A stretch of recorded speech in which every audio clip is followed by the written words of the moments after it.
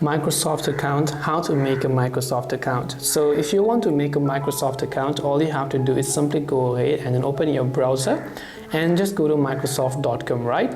Once you go to microsoft.com, from the top right hand side you'll find the sign in button. So you can just click on the sign in button from the top right, and as you've done that, it will ask you to sign in. But since we don't have an account, you can also find this little option that says create one. So just click on the create one option that you can find.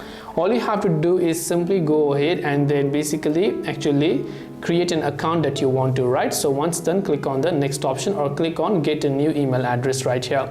Now just select the new email that you want to use over here, and then you can select Outlook or Hotmail because both are pretty much the same. So click on the next option. After that, it will ask you to create a password. So simply go ahead and then choose a password of your choice and then just click the next option. Now it needs to have at least 8 characters and stuff, by the way. So once you've done that, enter your first name and your last name right here, and then just click on the next option.